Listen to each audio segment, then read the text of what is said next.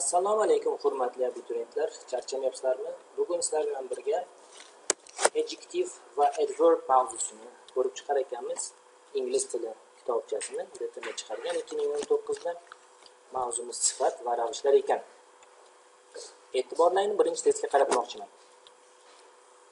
Why are you sighing? Sighing ni tagiga ikkita chizib qo'yasizlar. Da buni tagiga keyin ma'nosini bu fe'l deysizlar. Fe'llarga esa biz sifat emas, ravish qo'yishimiz kerak. Berilganlardan qaysi biri ravish desa, a javobdagi sabab ekan. Ravishlar odatda sifatlarga ly qo'shimchasi orqali qo'shish bilan yasaladi. B javobda ly yo'q, C javobda ly yo'q, D javobda ham ly yo'q bilan o'chirib tashlashimiz ekan. Ikkinchi testga e'tiborlaringni qarataman. Ikkinchi testda the roses smelled. Smelled fe'li shunaqa fe'lki, o'zidan keyin bu sifat talab qiladigan fe'l. Qaysi biri sifat desa, sweet ni o'zi sifat bo'lar ekan. Qolganlari, misol uchun C javobni belgilaganlar xato. Smell fe'lidan keyin ravish emas, buni o'chirib tashlaymiz. Sifat qo'yishimiz kerak. A javob bilan B javobni ham o'chirib tashlaymiz, chunki bular ham to'g'ri kelmas ekan. A javobdagi sweetness ot shakli, sweetest sifatning superlativ shakli odatda z artikli bilan ishlatiladi. Uchinchi testga qaraymiz. She smiled. Smiled shunaqa fe'lki, fe'l bu fe'ldan keyin biz ravish qo'yishimiz kerak. Ravishlar esa ly qo'shimchasini qo'shish orqali asadi. Shuning uchun to'g'ri javobimiz sweetly'ning o'zi bo'lar ekan. A javobda va C javobda ly qo'shimchasi yo'q, bularni o'chirib tashlaymiz ekan. To'rtinchi testda esa the water flowed. Flowed degan fe'lni tagiga ikkita chizib qo'yamiz. Bu fe'ldan keyin biz yana ravish qo'yamiz. Berilganlardan qaysi biri ravish desa, ravishlar ly qo'shimchasini olar ekan. Ly qo'shimcha kelgan variant B javobda ekan. Buni belgilab qo'yamiz. Qolgan javoblarda ly yo'q ekan. A javobga e'tibor bering, ly yo'q. Buni o'chirib tashlaymiz. C javobga e'tibor bering, ly qo'shimchasi yo'q. Bular D javobda ham ly yo'q, bularni ham o'chirib tashlaymiz. Beshinchi testga e'tiborlarni qarataman. The current is ni tagiga chizib qo'yamiz. Is shunaqa fe'lki, bundan keyin biz ravish emas, sifat qo'yishimiz kerak. Bu sifat bilan ishlatiladigan. Shuning uchun gaplaringni bo'lyapman. Ravish bo'lmish B javobni o'chirib tashlaymiz. Qolganlari hammasi sifat. Bittasi qiyosiy sifat, bittasi orttirma sifat, oddiy sifat. Endi tuni dumaloq qilib qo'yasizlar, hamkaga olib qo'yasizlar. Bu degani tudan keyin oddiy formasini qo'yishimiz kerak degani. Qaysi bir oddiy forma desa, A javob bilan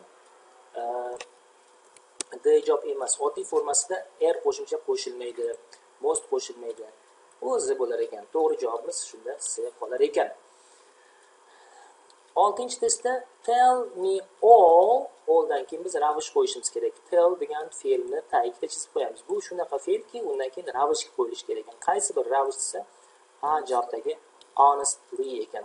Qolganlarda ly qo'shimchasi yo'q, shuning uchun bularni o'chirib tashlaymiz ekan. 7-testga e'tibor bering.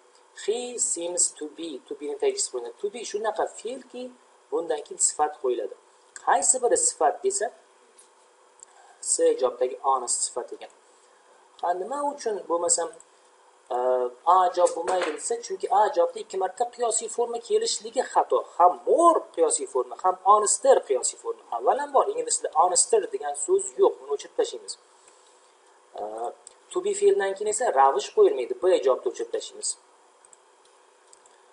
Superlativ formasiga biron bitta alomat yo'q, shuning uchun D javobini ham o'chirib tashlar ekanmiz. Ham xato ekan. Endi 8-testga e'tibor beramiz. The women laughed. Laughed shunaqa fe'lki, biz bundan keyin ravish qo'yishimiz kerak. Ravishimiz qaysi biri desa, ly qo'shimchali bo'lmish C javobi ekan. C ni belgilab qo'yamiz. C javob to'g'ri. 9-testda this car is ni dumaloq qo'yasizlar. Isdan keyin biz sifat qo'yishimiz kerak ekan. Va sovni tagiga chizib qo'yasizlar. Sovdan keyin esa sifatning oddiy formasi keladi. Sifatning oddiy formasi kelgan variant faqat A javobda ekan. Shuni belgilab qo'yamiz. Pastda sovdan keyin qiyos superlativ sifat bo'lmaydi. Buni o'chirib tashlaymiz.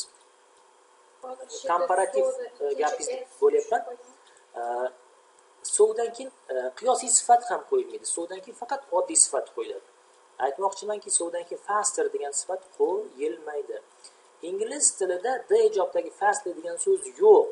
Buni hech kim bilan talashib qo'yaman deb harakat qilmanglar. Adashib qolasizlar. Endi o'quvchilarimizdan bitta savol bermoqchi. Marhamat, bering savolingizni. Mana bu yerda deganda aniqroq ayting. 9-testda this car is sold, so deyapti. Ikkinchi juda ham to'g'ri, sifatni oddiy darajasini qo'yamiz. Orqadagi s yo'q. Yo'q. 3 marta yo'q deyishning foydasi yo'q, Prosta yo'q. Okay. Bir xil bolalarga 3-4 marta yo'q desam ham bir qanaqadir qo'shimcha javob kutgandek tuyuladi. 10-testga e'tibor qaratamiz. These books are ni tagiga chizib qo'yamiz. Are shunaqa fe'lki, bundan keyin ravish qo'yilmaydi. Shuning uchun cheaply degan so'zni o'chirib tashlaymiz. Bu kitoblar arzon ekan va you must buy them. Javobda nimasi xato desa, cheapestga z artikli qo'yilmaganligi xato. B javob xatosi nima desa, qiyosiy formaga z artikli odatda qo'yiladi, gapni boshida kelsa qo'yiladi. Bu yoqda esa gapni boshida emas. Shuning uchun buni o'chirib tashlaymiz. Bitta to'g'ri javobimiz qoladi, u ham bo'lsa cheapni o'zi. 11-testga e'tibor qaratamiz. This chair is shunaqa fe'lki, biz unga ravish qo'ymas ekanmiz. Ravish bo'lmish B javobni o'chirib tashlaymiz ekan. Xo'sh, it is not soft deyotgan ekan. Ana endi A javobga e'tibor beringlar, the harder. Qiyosiy formaga z artiklini qo'yilishi odatda gapni boshida keladi. Bu yoqda esa bizda o'rtasida kelyapti. Bu jihatda xato ketgan ekan. Superlativ qo'yishimizda biron bitta alomatini ko'rmayapti. Shuning uchun buni ham o'chirib tashlaymiz. Oddiy formadagi harfni qo'yib qo'yar ekanmiz. Gapni mazmuniga e'tibor bersangiz, mana bu stul qattiq ekan, yumshoq emas deyotgan ekan. 12-testga e'tiborimizni qaratamiz. The armchair isdan keyin comfortably degan ravish qo'yilmaydi. Buni o'chirib tashlaymiz. 2 marta qiyosiy forma bo'lmish more hamda comfortabler degan ingliz tilida yo'q so'z qo'yilmaydi. Endi A javobdagi struktura ingliz tilida yo'q. Buni talashib qo'yaman deb hech kim bilan bahslashmanglar, yutqizib qo'ysizlar. To'g'ri javobimiz comfortable bo'lar ekan. 13-testda those shoes are dan keyin newly degan ravishni o'chirib tashlaymiz. Bo'lmaydi. Bu yoqda superlativ komparativ formalarga ishora qilgan biron bitta jihat alomatlar ko'rinmayapti. Shuning uchun A bilan C ni o'chirib tashlaymiz. Endi misol uchun nimaga komparativ bo'lmaydi desa, newdan keyin than degan so'z yo'q. Newest superlativdagi odatda predloglar bo'lish kerak, bu ham yo'q. Alomatlari ko'rinmayapti. Oddiygina new formasini qo'yib qo'yamiz. Endi gap mazmuniga e'tibor bersangiz, ana bu tuflilar yangi ekan. I bought them yesterday, kecha sotib oldim. Ya'ni bu yoqda solishtirish yo'q, qiyoslash yo'q. 14-testga e'tibor qaratamiz. That boy isdan keyin biz ravish bo'lmish C javobni o'chirib tashlaymiz. Qo'yilmaydi. Very'ni dumaloq qilib qo'yamiz. Very shunaqa so'zki, bundan keyin sifatni oddiy darajasi qo'yiladi. Ya'ni komparativ bo'lmish A javobdagi cleverer qo'yilmaydi. O'chirib tashlaymiz va superlativ bo'lmish D javobdagi cleverest, most clever ham bo'lmaydi ekan. B javobdagi cleverning o'zi to'g'ri bo'lar ekan. 15-testga e'tibor qaratamiz. These sentences are dan keyin sifatning oddiy formasi, ya'ni shortly bo'lmas ekan, ravish bo'lyapti. Superlativ alomatlari yo'q, qo'yilmaydi va komparativ alomatlari ham yo'q, qo'yilmaydi. Buni ham o'chirib tashlaymiz. Bitta to'g'ri javob deb qolar ekan. 16-testda that girl is, you should speak to her. Ana u qiz aqlli ekan, undan gaplashib ko'ring deyotgan ekan. Is shunaqa fe'lki, bundan keyin ravish qo'yilmaydi. Ravish bo'lmishda javobdagi intelligently degan so'zni o'chirib tashlayman ekan. Qiyosiy B A javobga ham e'tibor bering, intelligently bu ham bo'lmaydi, o'chirib tashlaymiz. Superlativda alomatlari ko'rinmayapti, buni ham o'chirib tashlaymiz. Bitta to'g'ri javobimiz C dagi intelligentni o'zi qolar ekan. 17-test juda ham oson ekan. Ikkita narsaga e'tibor berasizlar. Birinchisi isni tagiga ikkita chizib qo'yasizlar. Very'ni dumaloq qilib qo'yasizlar. Sifatni oddiy formasini qo'yamiz. Sifatni oddiy formasi kelgan variant fatni o'zi ekan. A javob to'g'ri ekan. Xuddi shu qoida 18-testda ham ishlatilyapti. E'tibor beringlar, are ni tagiga ikkita chizib qo'yasizlar, very ni ramkaga olib qo'yasizlar. Bu degani sifatni oddiy formasiga kelgan variant bo'lmish B javobni tanlar ekanmiz. Ya'ni dangerous ni o'zi ekan. Xuddi shu qoida 19-testda ham ketyapti. Topishimizga 3 sekund vaqt, 1, 2, 3 topib oldik. To'g'ri javobimiz C ekan. Xuddi shu qoida 20-testda ham kelayotgan ekan. Your car is tagiga ikkita chizib qo'yasizlar. So desa ramkaga olib qo'yasizlar. Ya'ni so'dan keyin sifatni oddiy formasi keladi. Oddiy sifat kelgan forma A javobdagi old ekan. 21-testga e'tibor bering. This armchair is, mana bu kreslo yumshoq ekan. You may sink in it. Buni ichiga o'tirsangiz cho'kib ketasiz deyotgan ekan. Yumshoqligini. Is shunaqa fe'lki tagiga chizib qo'yamiz. Bundan keyin ravish qo'yilmaydi. A javob o'chib ketar ekan. Sifatni qiyosiy forma va superlativ formasi bu yoqda noto'g'ri ishlatilgan. Grammatik jihatdan noto'g'ri. Ya'ni soft qiyosiy formaga bo'lsa softer bo'ladi, more bo'lmaydi. Superlativ formaga bo'lsa softest bo'ladi, most bo'lmaydi. Bularni o'chirib tashlaymiz. Bitta to'g'ri javobimiz qolar ekan, bu ham bo'lsa bu ham. 22-testga e'tiborimizni qaratamiz. Those books are not ni tagiga chizib qo'yamiz. Aytganlaringdek bunga ravish qo'yilmaydi. A javobdagi expensive o'chib ketadi. B javobdagi noto'g'ri ishlatilgan komparativ forma ham o'chib ketadi. Grammatik jihatdan to'g'ri yasalgan va C javobdagi noto'g'ri yasalgan ravish ham o'chib ketadi. Sifat ham o'chib ketadi. To'g'ri javobimiz D ni o'zi qolar ekan. 21-testda is ni tagiga chizib qo'ysizlar. Isdan keyin sifat qo'yiladi. Men aytmoqchimanki, ravish qo'yilmaydi. Ravish bo'lmish A javobni o'chirib tashlaymiz ekanda. Keyin as ni ramkaga olib qo'yasizlar. Aytmoqchimanki, as ni orasida sifatni qiyosiy emas va superlativ formasi emas deb javoblarni o'chirib tashlaymizda oddiy formasi qo'yiladi. Bu test shunchalik oson. Qarang, to'g'ri javob C bo'lar ekan. 24-test juda ham oson. Is ni tagiga chizib qo'yasizlar. Isdan keyin sifat kelish kerak ekan. Qaysi bir sifat desa C javobdagi hot ekan. Nima? Qolgan javoblarda ham sifat bor-ku, desa misol uchun B javob sifat emas. Bu ravish buni o'chirib tashlaymiz. A javob sifat-ku, to'g'ri aytasiz, sifat, superlativ, komparativ sifat, superlativ sifat. Bularni qo'yilish alomatlari bu yoqda yo'q. Shuning uchun bularni ham o'chirib tashlaymiz. To'g'ri javob C qolar ekan. Xuddi shu qoida mana 25-testda ham kelayotgan ekan. Isni tagiga chizib qo'yasizlar. Sifatni oddiy formasini qo'yamiz, chunki bu yoqda qiyoslash alomatlari ko'rinmayapti. To'g'ri javob A bo'lar ekan. Xuddi shu qoida 26da ham ketyapti. Isni tagiga chizib qo'yasizlar. Oddiy formadagi sifatni qo'yadigan bo'lsak, to'g'ri javobimiz D bo'lar ekan. Qiyoslash, taqqoslash yo'q ekan bu yoqda. Xuddi shu qoida 27da ham kelayotgan ekan. Are ni tagiga chizib qo'yasizlar. Undan keyin sifatni oddiy formasi kelsa, to'g'ri javobimiz B bo'lar ekan. Qarang, testlar juda ham osonlashib ketdi. 28da shunday o'qib turib to'g'ri javobni dengiz ekanligini D'dagi batni qo'yib qo'ysak, xato qilmagan bo'lamiz. Xuddi shu qoida 29da ham isni tagiga chizib qo'yasizlar. Sifatning oddiy formasi bo'lmish D javobdagi softni qo'yamiz ekan. Endi 30-testga e'tibor beramiz. Isni tagiga chizib qo'yamiz, asni ramkaga olib qo'yamiz. Aytmoqchimizki, sifatning oddiy formasi bo'lmish B javobdagi word to'g'ri kelar ekan. 31-testga xuddi shunaqa qoida, yana isni tagiga chizib qo'yamiz. So'ni ramkaga olamiz. Sifatning oddiy formasi bo'lmish importedni qo'yar ekanmiz. Savol berishlaring mumkinda, nima uchun C javob bo'lmadi?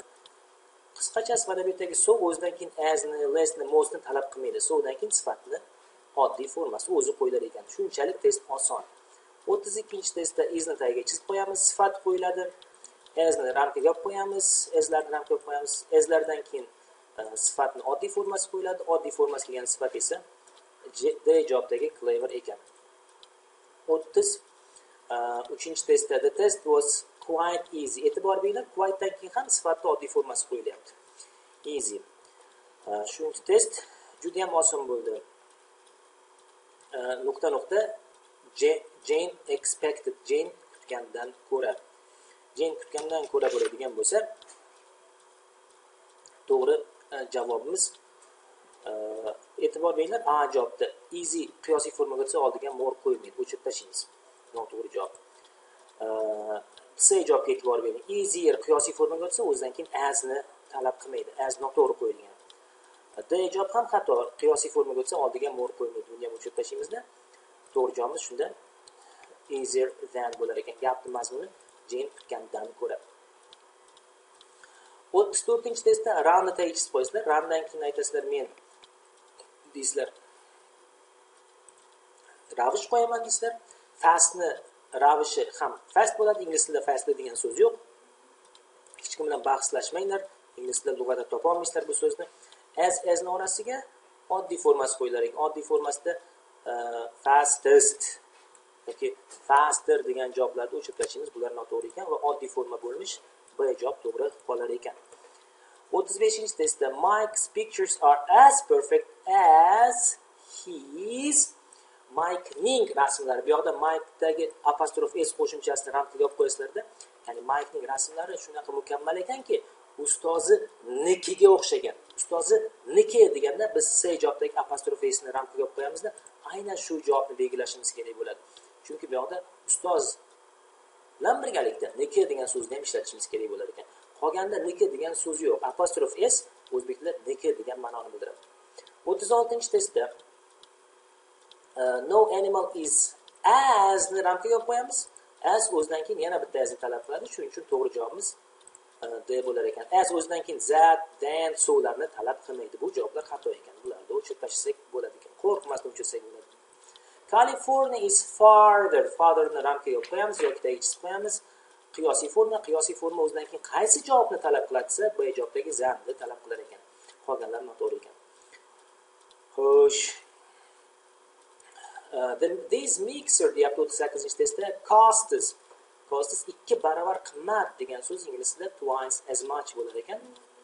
2 baravar qimmat degan ma'no ishlatiladi. Chunki nima uchun biz much qo'ydik desa, pullarga uncountable noun hisoblanadi, much qo'yilar ekan. Sanalganda. 39-testga e'tibor bering. Mana xuddi shu qoida ishlatilyapti. The komparativ bilan ishlatilyapti. Buni the hotter tagiga chizib qo'yinglar. Xuddi shu qoida yana keyingisida keladi. Yana the komparativ formani topishimiz kerak-da.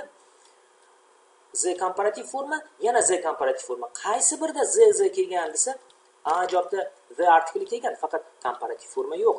B javobda komparativ forma kelgan, lekin the yo'q. Superlativ forma noto'g'ri C javobda. Bularni o'chirib tashlaymizda, bitta to'g'ri javobimiz qoladi. Yana the komparativ bo'lmish D javobdagi misery formasi to'g'ri hisoblanar ekan. Qayna xuddi shu qoida 40-testda ham kelayotgan ekan. The more'ni dumaloq qilib qo'yasizlar, ramkaga olib qo'yasizlar, tagiga chizib qo'yasizlar. Yana xuddi shunaqa the bilan komparativ forma kelgan javob topishimiz kerak ekan. A javobda the artikli yo'q, buni o'chirib tashlaymiz. B javob xatosini qaranglarda the more qiyosiy forma, yana smarter, yana qiyosiy forma kelishligi xato. 2 marta qiyosiy forma kelmaydi. D javobni ham o'chirib tashlasak bo'lar ekan qo'rqmasdan va bitta to'g'ri javob C qolar ekan. 41-testda e'tibor bering. Of the two books. Ikkita kitobdan deyotgan ekanda, bitta kitob aniq. Shularning ikkitasidan this one is mana bunisi deyotgan ekan. Mana bunisi demakki more interesting forma kelgan variant. A javob xato, chunki ham more qiyosiy forma, interesting ham qiyosiy forma kelishligi xato. O'chirib tashlaymiz buni. Inglizda mana C javobdagi interestingest degan so'z grammatikasida yo'q. Mana bu most interestingly ravish forma umuman qo'yilmaydi. Is to be fe'lini ramkaga olib qo'yamiz va bitta to'g'ri javobimiz qolar ekan. More interesting. 42-testga e'tibor bering. These books are ni ramkaga olib qo'yamiz. Bu fe'l. Bu fe'ldan keyin biz ravish qo'ymas ekanmiz. Va oxirida ovolni dumaloq qo'yamiz. Ovol nimani alomati desa, superlativni alomati. Superlativ kelgan variant qaysi biri bizda desa, D javobdagi least expensive bo'lar ekan. Eng kam, eng arzonsizi demoqchiman. Eng qimmat jihatda pastki darajaga tushgan ekan. Boshqa joyda superlativ forma bo'lmasa ekan. Misol uchun C javob ham yo'q, C javob ikki jihatda xato ketgan. Birinchisida the artikli yo'q, expensive-ga er qo'shimcha qo'shishligi xato. Bularni o'chirib tashlaymiz. 43-testga e'tibor qaratamiz. Jane drives fe'l. Bu fe'ldan keyin biz ravish qo'yishimiz kerak ekan.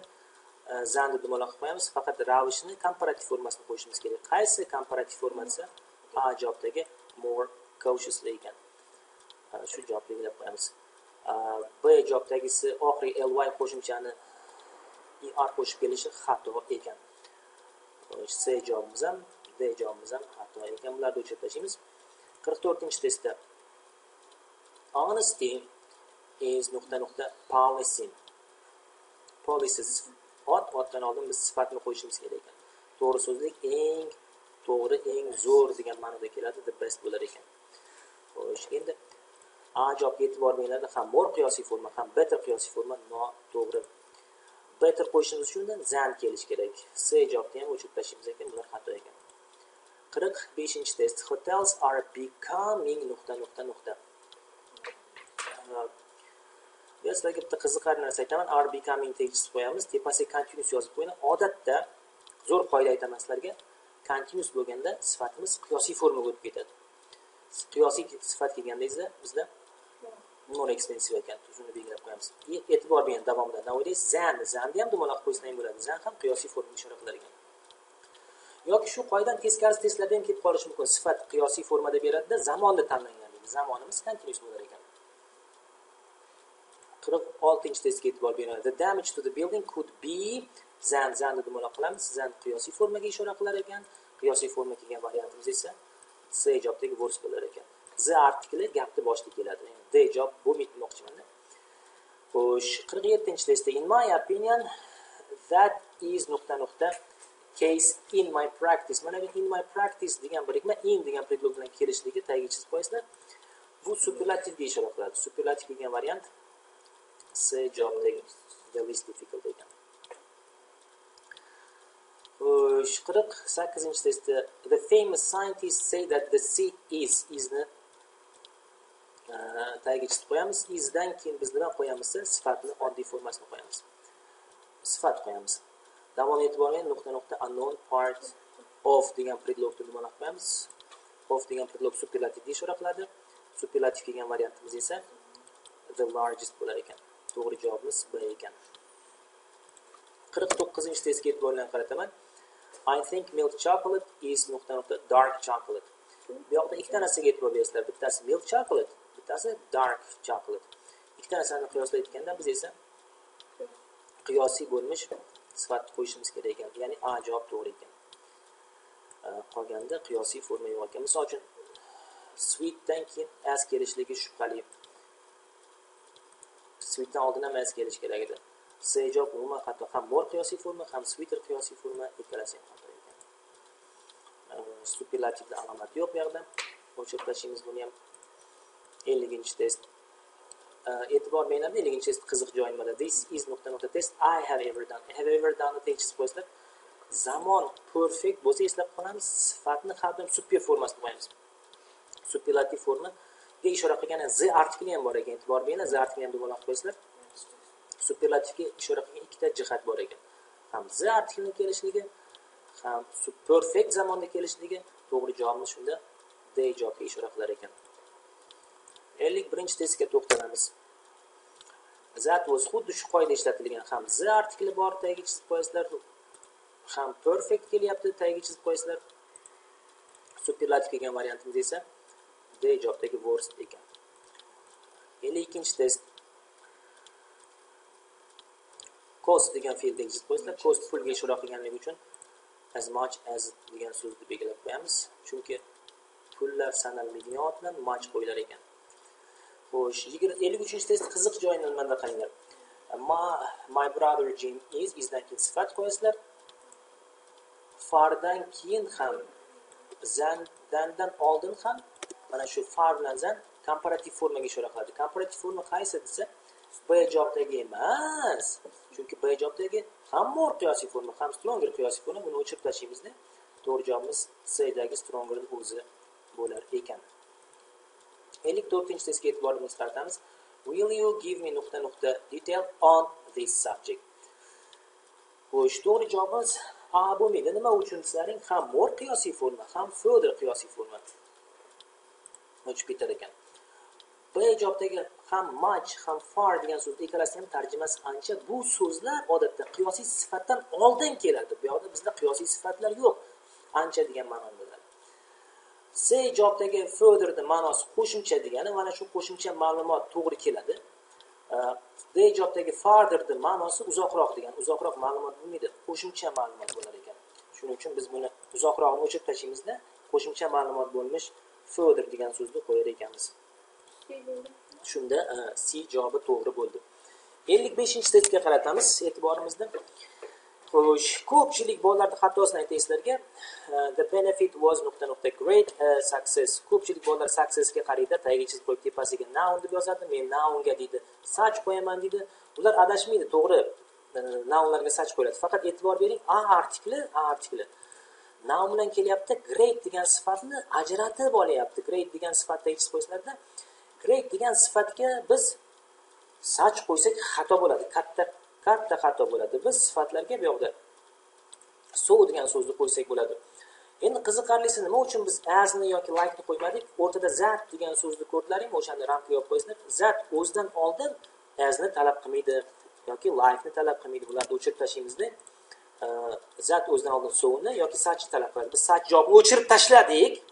Men nima uchun o'chirganimni tushuntirib berdim. Bitta to'g'ri javob qoladi, so qoladi. 100% to'g'ri javob. Ko'pchilik abituriyentlar bu testni xato qilayotgan oxirgi paytlarda. 56-testga e'tiborni qarataman. Jane became as she was growing up. Became shunaqa fe'lki tagiga chizib qo'yamiz. Bu fe'ldan keyin biz ravish emas, a javobdagi beautifully bilan b javobdagi beautifully ni o'chirib tashlayman. Beautiful degan sifatni qo'yaman. Faqat sifatni qaysi formasini qo'yamizsa, more and more bo'ladi. Borgani sayin, o'sgani sayin go'zallashib boraveradi. 57-testga e'tibor qaratamiz. I couldn't answer him. Unga javob bera olmadim. I was ... Mana shu I degan odamni tegishsiz qo'ysizlarda, odam deb yozib qo'ysizlar. Odamlarga nisbatan confusing emas. B dagi confusing xato, D dagi confusing xato, bularni o'chirib tashlaymiz. Chunki bular odam confused bo'ladi yoki A javobdagi to confused yoki confused. C javobdagi xato ketgan ekan. C javobdagi bilan enough bilan confused ni o'rni almashib qolibdi. Ikkalasi o'rni almashib qolibdi. Men nima demoqchiman? I was birinchi confused bo'lish kerak, keyin enough bo'lish kerak. Bu joyi xato bo'lib ketgan ekan. Buni ham o'chirib tashlayman. Mana shu yerda zo'r qoida o'rgatib ketdim sizlarga. Enough sifatdan oldin emas, sifatdan keyin keladi. Bitta to'g'ri javobimiz qolar ekan. To confuse, juda ham adashib qoldim deyotgan ekan. To be able to think, o'ylashga deyotgan ekan. 58-testda sen bu gunoh, eng yomon gunoh degan ma'noda kelyapti. Eng yomon gunoh nima bo'ladi? Eng yomon degan ma'noda kelsa, a javobdagi the worst bo'lar ekan. Xo'sh, 59-testda Brian said that no other car could go. Boshqa mashinalar go degan fe'l tegishsiz qo'ysizlar. Go dan keyin biz fast degan o'zini qo'yamiz. Qiziqarli sizlar nima?